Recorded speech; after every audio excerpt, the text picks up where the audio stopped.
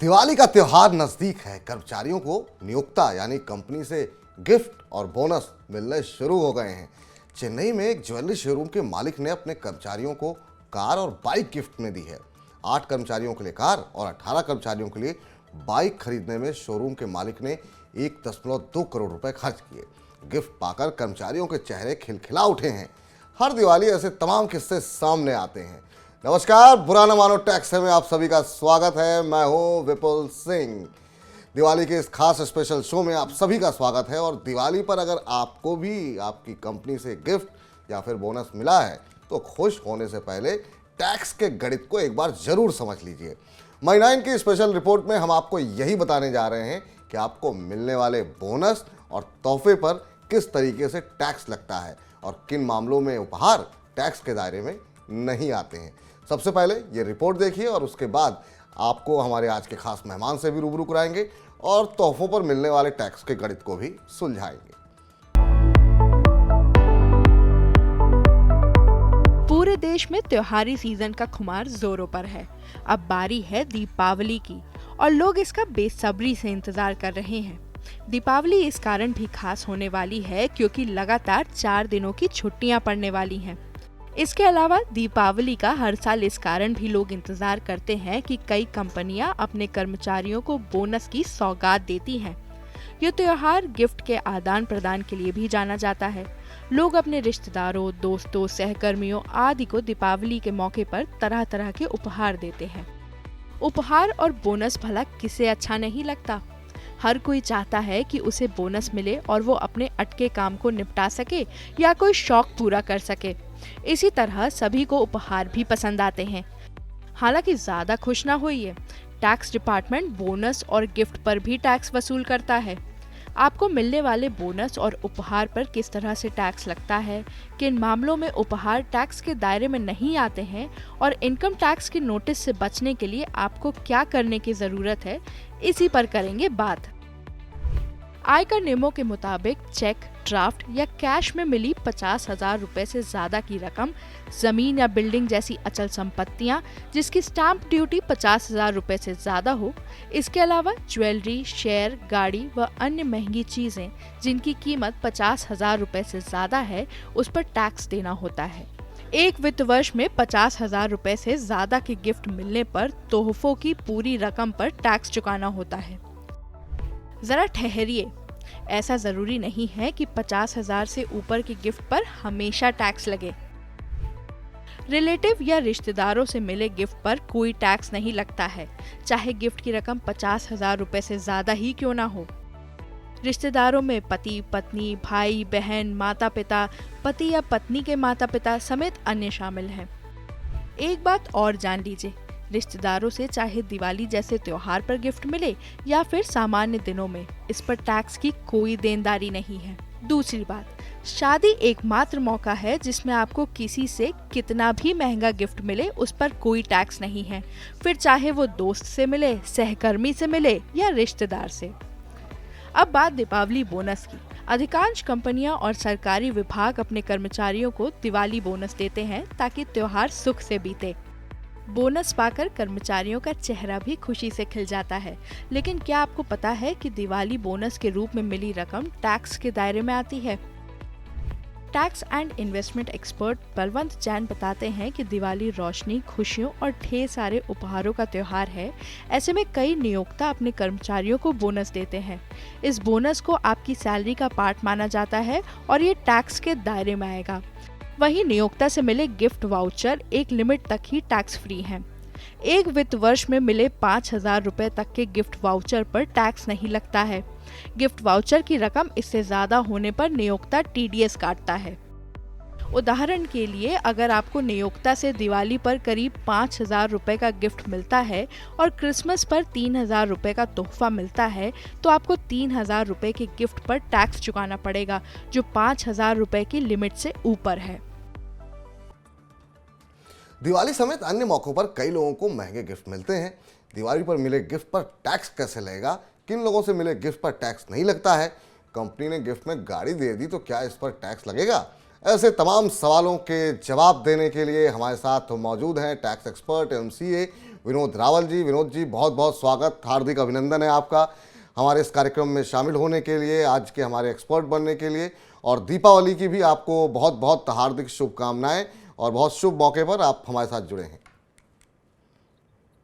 TV 9 के दर्शकों को मेरी तरफ से दिवाली की हार्दिक शुभकामनाएं, बहुत बहुत बधाई। और साहब विपुल साहब, आपको भी और आपके दर्शकों को भी बहुत बहुत बधाई साहब। अभी सर हमने एक रिपोर्ट दिखाई, और चूंकि हम ये स्पेशल शो कर रहे हैं और दिवाली पर कर रहे हैं, तो दिवाली पर लोग तोहफे देते भी बहुत हैं और तोहफे मिलते ही बहुत हैं। और कुछ लोग तो साल भर इंतज़ार करते हैं कि देखते हैं इस बार कंपनी की तरफ से किस तरह के गिफ्ट्स उनको मिलेंगे, किस तरीके के तोहफे उनको दिए जाएंगे।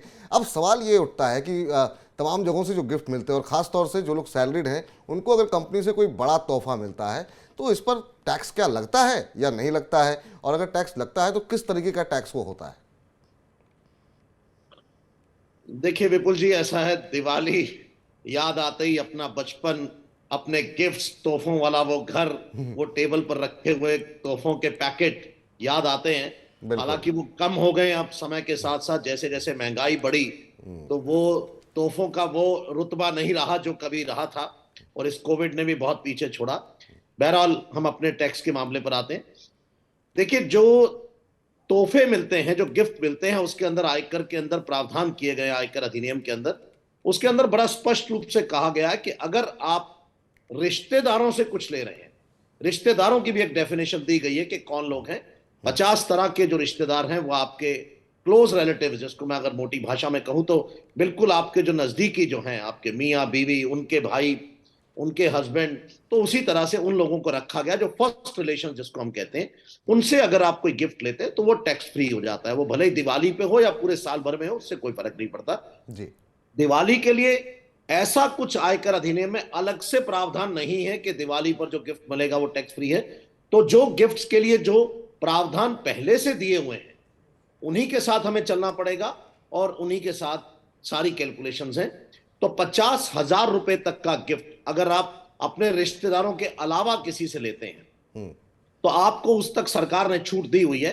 लेकिन ये ध्यान रखिएगा, ये 50,000 रुपए किसी एक व्यक्ति से नहीं है, ये 50,000 रुपए टोटल में है कि अगर आपने 2 लोगों से 25-25 लिए या 3 लोगों से 20-20 लिए तो 50 की जगह 60 हो जाएगा। तो जैसे ही 50 क्रॉस होगा, पिछले पे भी 50 पे भी टैक्स आ जाएगा। तो ध्यान रखिए, सिर्फ अपने रिश्तेदारों से बनाकर रखिए ताकि वो आपको तोहफे देते रहें, क्योंकि वो टैक्स फ्री है, और आप उनको देते रहें। तो रिश्तों में तरावट रखिए और संबंधों को मजबूत कीजिए। तो विनोद जी का कहना यह है कि अपने रिश्तेदारों से बना करके रखिए, और दिवाली पर तो खासतौर से त्यौहार का मौका रहता है तो निश्चित रूप से मिलिए। तोहफे अगर मिल रहे हैं तो स्वीकार कीजिए, लेकिन हाँ, कंपनी से अगर आपको 50,000 तक या किसी से भी अगर आपको 50,000 रुपये तक के तोहफे मिल रहे हैं तो टैक्स को लेकर के ज़्यादा टेंशन मत लीजिए। लेकिन हाँ, ये ऐसा नहीं है कि कोई एक व्यक्ति 50,000 दे सकता है, अलग अलग लोग भी कुल जो आपको तोहफे जो है वो अधिकतम आप 50,000 रुपये एक साल में ले सकते हैं। अगला महत्वपूर्ण सवाल है कि बहुत लोगों को दिवाली पर हम देखते हैं बोनस दिया जाता है कंपनी की तरफ से। ऐसे में अगर बोनस मिलता है तो बोनस के लिए भी यही व्यवस्था है क्या 50,000 रुपये तक की, या उसके लिए कुछ और प्रावधान है? अगर बहुत लोग इंसेंटिव दे देते हैं, कुछ लोग 1 महीने की बेसिक सैलरी दे देते हैं, क्योंकि तमाम खर्चे रहते हैं, तो ऐसी स्थिति में जो पैसे वो मिलते हैं क्या वो टैक्सेबल होंगे? टैक्सेबल होंगे तो वो कितनी रकम उस पर टैक्स लगेगी? और कंपनी से, जैसा कि आपने कहा, अगर कोई गिफ्ट मिलता है तो उस पर अगर 50,000 से कम का है तो उस पर तो कोई टैक्स की देनदारी बनेगी नहीं, जैसा आपने बताया अभी। देखिए, जैसा मैंने बताया आपको कि 50,000 रुपए का तो जो गिफ्ट है, जो नॉन रिलेटिव्स की डेफिनेशन में आता है, तो वो वहां तक वो चला गया, वो एक अलग बात है। लेकिन बोनस को एक्चुअली सैलरी का ही पार्ट माना गया है, बोनस अलग से नहीं है, उस गिफ्ट का पार्ट नहीं है ये। तो बोनस आपका जो है पूरे का पूरा टैक्सेबल है, वो आपकी सैलरी में जुड़ जाता है। अगर आपको 10 लाख रुपए अगर किसी की एनुअल सैलरी है और आपको 10% बोनस मिला है, तो आपकी उस साल की सैलरी 11 लाख मानी जाएगी और आपको टैक्सेस 11 लाख के हिसाब से लगाए जाएंगे। तो बोनस टैक्स फ्री नहीं है, इस गलतफहमी में मत रहिए। सिर्फ इस पे अपने दिल को तसल्ली दीजिए कि आपको अगर 10,000 रुपए गिफ्ट मिला है तो 30 रुपए सरकार को दे दीजिए, 30%, बाकी पैसा आपका है, आप उसी का आनंद ले सकते हैं। टैक्स तो देना ही पड़ेगा, और वो आपकी सैलरी का एक हिस्सा है, उस सैलरी का पार्ट है बोनस, उसके ऊपर टैक्सेशन फ्री नहीं है। हालांकि कुछ अगले सवालों में मेरे ख्याल से आप आगे आएंगे, मुझे लग रहा है ऐसा, कि कुछ जो वाउचर्स वगैरह हैं उसके लिए हम अलग से बात करते हैं। बोनस पूरे का पूरा टैक्सेबल है, और जो कंपनियां आपको बोनस देती हैं उस पर आपको टैक्स देना होगा। सिर्फ खुशी मना सकते हैं कि 70% आपका है। भगवान कृष्ण ने कहा है गीता में कि जो मिले उससे संतुष्ट हो जाइए, जो नहीं मिला उसके लिए परेशान मत होइए। तो आनंद लीजिए खाली। चलिए, तो आनंद लीजिए। ये है कि समय पे अपने टैक्स का भुगतान कीजिए और एक हिस्सा जा रहा है वो आपके और देश के निर्माण में ही वो पैसे खर्च होते हैं। तो 30% के वो आपको सैलरी का हिस्सा होगा और उसी आधार पर उसको वो टैक्सेबल इनकम होगी वो। लेकिन तो गिफ्ट मैं में थोड़ा सा विपुल भाई क्लैरिफाई करूंगा 30% को। ये स्लैब रेट पे है। बिल्कुल, जिसको स्लैब रेट पे, बिल्कुल टैक्स लगता है उसको 5 लगेगा, 30 हाईएस्ट स्लैब। तो जिस तरीके से आप जिस भी टैक्सेबल इनकम में है, जो भी स्लैब में है, उस आधार पर वो जो रकम बढ़ी हुई होगी उस पर टैक्स लगेगा। अगला सवाल ये है जो भी हम जिसकी चर्चा भी कर रहे थे ओपनिंग में, कि एक ज्वेलरी शोरूम के मालिक ने, हमने देखा चेन्नई में अपने कर्मचारियों को कार और बाइक गिफ्ट की है। अब इस तरह की जब महंगे तोहफे मिलते हैं, क्योंकि ये लोग तो 50,000 की जो लिमिट आप बता रहे हैं वो तो पहले ही क्रॉस हो गई, कोई कार और ऐसी मोटरसाइकिल आती नहीं है जो अब आजकल 40-50 हज़ार रुपये में आए, उससे ऊपर की। अब इन लोगों को जो ये तोहफे मिले हैं, इनको किस तरीके से ये जो है टैक्स लगेगा इनके ऊपर, और शोरूम मालिक को क्या जो 1.25 करोड़ रुपए उन्होंने खर्च किए हैं तोहफे देने में, उनको क्या टैक्स में कोई रिबेट मिलेगी क्या? ऐसा है सर, देखिए जहां तक पहले पार्ट में चलते हैं कि एम्प्लॉय को क्या मिला, जिसको कार मिली, पहले जिसको तोहफा मिला उसकी बात करते हैं। देखिए पूरा टैक्सेबल है, कहीं इसके ऊपर किसी तरह की अलग से छूट नहीं है। जितने की कार उनको गिफ्ट में आ रही है वो मान के चलें कि उसको उनकी उस पैसे के ऊपर उनको टैक्स देना है। क्योंकि सेक्शन 56 सब सेक्शन 210 जहां ये गिफ्ट्स को डिफाइन किया गया इनकम टैक्स के अंदर, अगर हम उसकी बात करें, वहां तीनों चीजों को कवर किया गया। मॉनेटरी गिफ्ट कितना हो गया रुपयों का, specified movable assets and specified immovable assets. तो ये तीनों चीजें हैं। तो जो कार है वो स्पेसिफाइड मूवेबल एसेट्स का हिस्सा है, तो उसके अंदर बकायदा जितने की वैल्यू की कार है उस हिसाब से उनको टैक्स देना होगा। कार का आनंद तभी ले सकते हैं जब वो पहले टैक्स जमा करा देंगे, क्योंकि उसमें से 2 टायर नहीं निकाले जा सकते, तो पहले टैक्स डिपॉजिट कराना होगा। तो आपके क्वेश्चन का दूसरा पार्ट था कि उस ज्वेलरी शोरूम के मालिक को क्या मिला। तो ज्वेलरी शोरूम के मालिक के लिए तो ये एक खर्चा है, वो तो अपने एम्प्लॉइज को दे रहा है और उसके एम्प्लॉइज उसके ऊपर टैक्स दे रहे हैं। तो सरकार को टैक्स एक जगह मिल रहा है, एम्प्लॉइज दे देंगे उसको। और दूसरा जो एक थोड़ा सा आमतौर पर एक तरीका निकाला जाता है कि ये तो कहा जाता है कि कार गिफ्ट कर दी, पर समटाइम्स ओनरशिप एम्प्लॉय की नहीं होती और कंपनियां ओनरशिप अपनी रख करके अपने एम्प्लॉइज को कार देती हैं। अगर उस तरह की सिचुएशन है तो जो it will be treated as a perk माना जाएगा, उसके लिए एक फैसिलिटी है, उसके ऊपर भी टैक्स देना होगा। तो ये 2 पार्ट में है।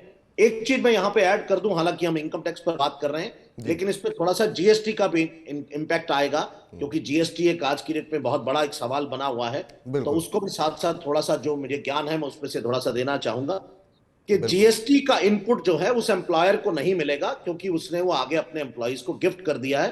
तो वो उसने जो गाड़ी खरीदने पर जो टैक्स दिया था वो उसको खुद को खर्चे में डालना होगा, जबकि वो उसको इनपुट नहीं मिलेगा, वो अपने जीएसटी से सेट ऑफ नहीं कर पाएगा। तो ये एक छोटा सा एडिशन में आपको इस क्वेश्चन में इनकम टैक्स। तो इसमें मतलब जो कंपनी तोहफा दे रही है उस पर उसको किसी तरह की टैक्स में कोई छूट नहीं मिलेगी कि वो अपने एम्प्लॉयज को इतने तोहफे दे रही है? नहीं, उसको छूट मिलेगी साहब। उन्होंने 1.25 करोड़ रुपया उनके लिए तो खर्चा है ना, तो अपने खर्चे में क्लेम करेंगे तो उनको 30% टैक्स बचेगा उसके ऊपर। 30%। ठीक ठीक। अब अगला प्रश्न जो है वो ये है कि कई कंपनियां कर्मचारियों को बोनस या गिफ्ट वाउचर की जगह ड्राई फ्रूट, स्वीट्स या इलेक्ट्रॉनिक गुड्स जो है दिए जाते हैं। जैसा कि आपने कह दिया कि ये 50,000 तक का अगर कोई तोहफा मिल रहा है तो उस पर तो कोई वो नहीं लगेगा टैक्स। लेकिन सवाल अब यहाँ पर ये उठता है कि अगर जो वाउचर वगैरह मिलते हैं, जिसका अभी आप जिक्र कर रहे थे कि आगे आप बताएंगे, उसके लिए क्या कुछ और व्यवस्था है टैक्स लगने की, या वो भी गिफ्ट के दायरे में ही आएंगे? देखिए, ऐसा एक 5,000 रुपए की एक एक्स्ट्रा रिबेट इनकम टैक्स प्रावधानों में दिया हुआ है रूल 3 के अंदर, जो कहा गया कि अगर एम्प्लॉय अपने एम्प्लॉय को 5,000 रुपए तक का किसी तरह का कोई वाउचर या कोई ऐसी नॉन मॉनेटरी आइटम गिफ्ट में देता है तो वो 5,000 रुपए तक का जो गिफ्ट है उसके लिए टैक्स फ्री है। 50,000 रुपए जिस हम गिफ्ट की बात कर रहे हैं वो नॉन रिलेटिव्स का होता है, तो वो ये उसमें भी कवर किया जा सकता है। पर 5,000 रुपए एम्प्लॉयर एम्प्लॉय रिलेशंस की अगर हम बात करते हैं खाली, और सेक्शन 56 में नहीं जाते हैं नॉन रिलेटिव्स की तरफ, तो 5,000 रुपए का एक एक्स्ट्रा रिबेट है जो वाउचर्स के अंदर है। फिर मैं यहां पर जोड़ना चाहूंगा कि अगर 5,000 रुपए से ऊपर क्रॉस करता है तो वहां भी वो टैक्सेबल हो जाता है। तो इसीलिए कंपनियां ध्यान रखती हैं कि 5,000 से नीचे की आइटम दे। और आपको अगर कम मिल रहा है तो आप थैंक यू करिए कि आपको टैक्स नहीं लग रहा है, तो आप कम से कम उतने में खुश हो जाइए कि कंपनी ने आपको जो गिफ्ट दिया वो आपका भी ध्यान रखा है कि 5,000 रुपए से ऊपर नहीं जाने दिया उनको। तो आप नाराज मत होइएगा कि उन्होंने गिफ्ट छोटा दिया या बड़ा दिया, तो आप उसमें खुश हो सकते हैं। बिल्कुल, बहुत महत्वपूर्ण बात है ये। अगला प्रश्न ये है कि हालांकि इकॉनमी बहुत ज़्यादा हमारी फॉर्मल हो रही है, डिजिटल लेन देन बहुत बढ़ रहा है, लेकिन अभी भी परंपरागत रूप से बहुत लोग जो है नकद में लेन देन करते हैं और ख़ास तौर से छोटों को नकद में गिफ्ट देते हैं, या ये पैसे रख लो और अपने लिए कुछ सामान ले लेना। ऐसे में अगर सामान्य तौर पे कंपनियों में तो कम होता है, लेकिन अगर नकद कैश गिफ्ट अगर आपको मिलता है तो अधिकतम कितनी रकम जो है गिफ्ट के रूप में किसी को दी जा सकती है या किसी से ली जा सकती है? क्योंकि बहुत सारे लोग अभी भी नकदी में डील करते हैं, तो वहाँ पर क्या प्रावधान है? देखिए, मैं बिल्कुल आपके चैनल के माध्यम से अपने दर्शकों को बताना चाहूंगा कि मोदी जी को नगद पसंद नहीं है, प्लीज इससे बचिए। 8 नवंबर 2016 की उस रात की उस स्टेटमेंट को याद कर लीजिएगा, तो आपको नगद से थोड़ा सा नफरत होनी शुरू हो जाएगी कि मुझे नहीं चाहिए। तो जी। डिजिटल लेन देन में जाइए। फिर भी अगर आपको नगद मिलता है तो जैसा हमने आपको बताया कि 50,000 रुपए तक का जो गिफ्ट है वो अलाउड है, उसके अंदर कवर कर सकते हैं, क्योंकि वहां कैश की रिस्ट्रिक्शन नहीं लगाई गई है, ऐसा कुछ नहीं कहा गया। जी। लेकिन उसके साथ साथ बहुत ध्यान से लेने वाली चीज है, आपको बताना पड़ेगा कि मुझे किसने दिया, क्योंकि अनएक्सप्लेन्ड नहीं हो सकता। आपको अगर नाम पूछा जाएगा तो आपको बताना पड़ेगा, अगर आप बैंक में डिपॉजिट करते हैं तो बेसिकली आपको बहुत ध्यान से हैंडल करने वाला है, कि कैश का जो है बहुत केयरफुली चीजें हैंडल करनी है। तो अगर आपको आपकी कंपनी कैश गिफ्ट करती है, पहली बात तो कंपनियां करती ही नहीं है, बिल्कुल। फिर भी विपुल भाई आप कह रहे हैं तो मैं मान लेता हूं 1 मिनट के लिए कि किसी ने दिया होगा, क्योंकि ज्यादातर जगहों पे अब कैश का लेन देन खत्म हो चुका है ही नहीं कैश किसी तरह से भी। तो ये रिलेटिव्स के अंदर थोड़ा बहुत हो रहा है, पर आपको सोर्स कहीं ना कहीं बताना पड़ता है कि आया देने वाले के पास कहां से आया, ये जिम्मेवारी आपकी हो जाती है, क्योंकि रिसिपिएंट को जो है वो टैक्स लगता है। तो बेसिकली 3 तरह से इसके ऊपर टैक्सेशन के प्रोविजन लगाए हुए हैं, कि अगर आप अनएक्सप्लेन्ड आप ये नहीं बता पाते कि मुझे पैसा कहां से मिला, तो टैक्स का रेट मैक्सिमम मार्जिनल रेट हो जाता है, जो मोर देन 60% है। तो we have to be very careful उसके लिए। तो अ, यहाँ जी। पर जी, जी। जी और इसी से जी जुड़ा एक और महत्वपूर्ण सवाल है, क्योंकि जिसको लेकर के ये डिमोनेटाइजेशन किया गया कि ब्लैक मनी को रोकने के लिए, अभी भी हम देखते हैं कि बड़े जो बिजनेसमैन हैं या कुछ तमाम लोग ऐसे हैं, बड़ी संख्या में तो नहीं है लेकिन कुछ लोग ऐसे हैं जो मतलब कैश में लेन देन काफ़ी ज़्यादा करते हैं। तो इससे क्या अभी भी आपको लगता है कि ब्लैक मनी का लेन देन गिफ्ट के नाम पर पॉसिबल है क्या, और इसको रोकने के लिए अब तक किस तरह के कदम उठाए गए हैं, और ऐसे ट्रांजैक्शन क्या एआईएस में रिपोर्ट हो भी पाते हैं? क्योंकि बहुत लोग कैश में इसीलिए डील करते हैं ताकि वो टैक्स से बच सकें। देखिए साहब, ऐसा है, जहां तक मैं जिस तरह जितना आयकर अधिनियम को हम लोगों ने पढ़ा, क्योंकि हम स्टूडेंट ऑफ लॉ हैं, कोई एक्सपर्ट नहीं हो सकता कभी भी इनका, क्योंकि उसी 2 लाइन के ऊपर सुप्रीम कोर्ट तक मैटर जाते हैं, उसी 2 लाइनों को सब इंटरप्रेट अपने हिसाब से करते हैं। जी। तो जहां तक बात आप कर रहे हैं कैश के लेन देन की, कैश का लेन देन बहुत कम हो गया है अब। किसी भी तरह से कैश का लेन देन कंपनियों में नहीं होता है, अब बहुत कम है।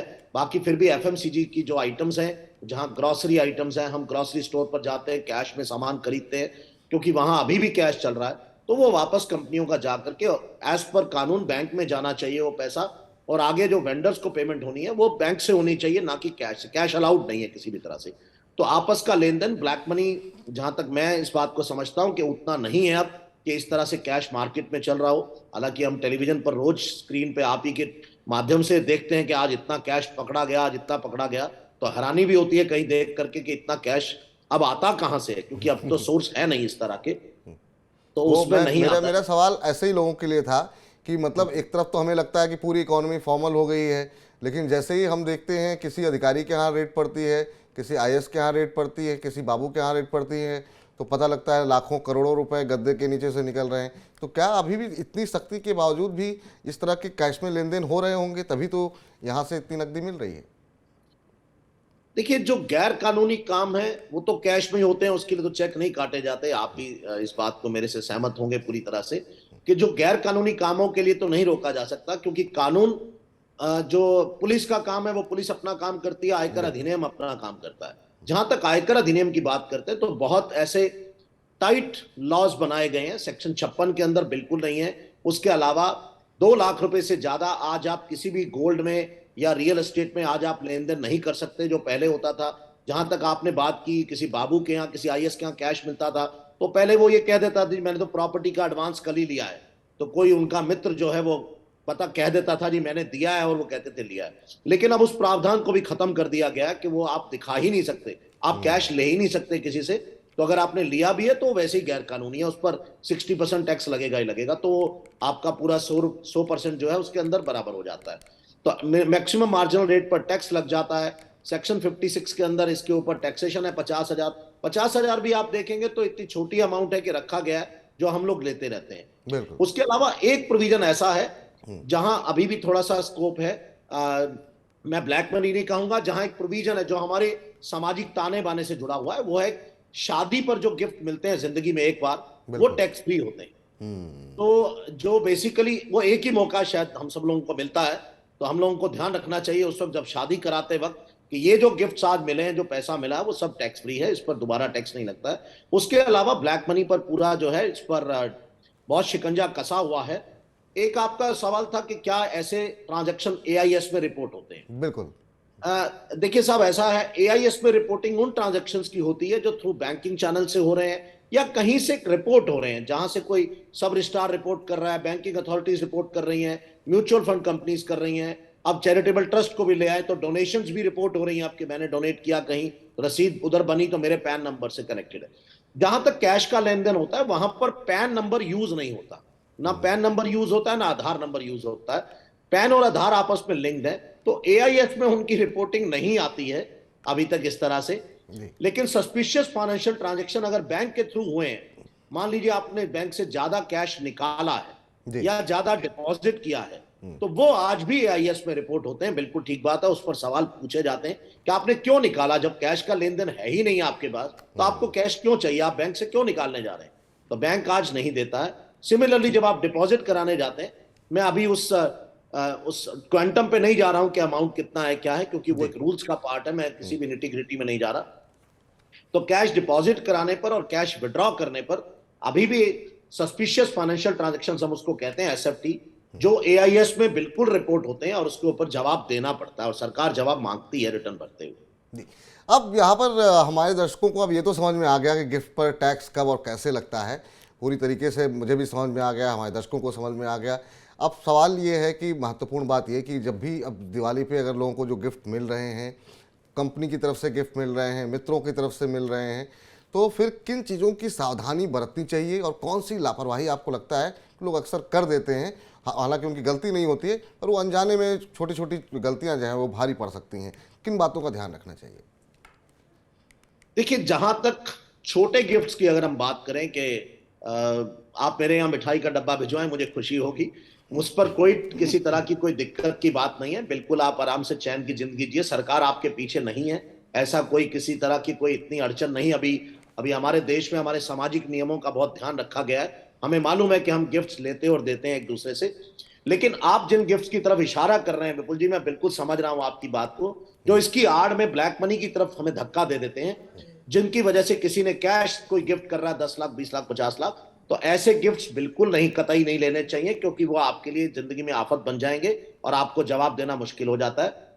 जहां तक हम बात कर रहे हैं जेन्युइन गिफ्ट्स की, जो एक दूसरे से लिए दिए जाते हैं, माँ बाप ने दिए, भाई बहन ने दिए, या आपके रिलेटिव्स ने दिए, क्योंकि मैं इस बात को एग्री करता हूं कि कोई आपको बिना किसी मकसद पे, एक अंग्रेजी में कहावत है, there are no free lunches, बिल्कुल कोई फ्री कोई किसी को कुछ नहीं देता, उसके पीछे कंसीडरेशन होता है। तो जहां कंसीडरेशन इन्वॉल्व होगा, ये कुछ रिश्ते ऐसे हैं जहां पर शायद कंसीडरेशन सिर्फ लव एंड अफेक्शन ही है।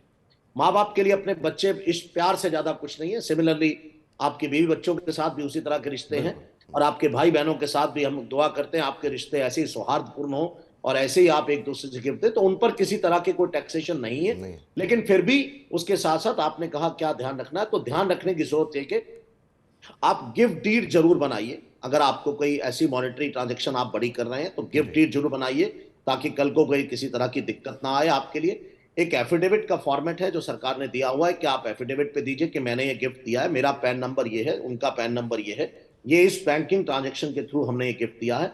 तो सारी की सारी जो ट्रांजैक्शन है वो कहीं पर रिकॉर्ड कीजिए, जिससे कल आप उसको प्रूव कर सकें कि गिफ्ट ही है। अगर आप मुझे 1 मिनट का समय दे तो मैं थोड़ा सा आ जाऊंगा। इनकम 3 प्रकार से होती है विपुल जी। या तो आप पैसा कमाते हैं जो आप सैलरी से, या 5 हेड्स जो इनकम के हमें दिए हुए हैं, हाउस रेंटल इनकम से हो सकते हैं, बिजनेस हो सकता है, इसी तरह से और हेड्स है, मैं डिटेल में नहीं जा रहा, या लोन ले सकते हैं किसी से, या तीसरा आपको गिफ्ट मिलता है। चौथा इस दुनिया में कोई मेथड नहीं है आपके पास पैसा आने का।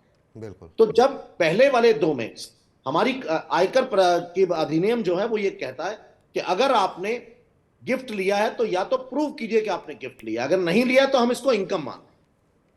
तो बेसिकली इनकम और गिफ्ट के बीच में थोड़ा ही डिफरेंस है। अगर किसी कंसिडरेशन से आ रहा है तो आपने सर्विसेज के अगेंस्ट है टैक्स देना पड़ेगा।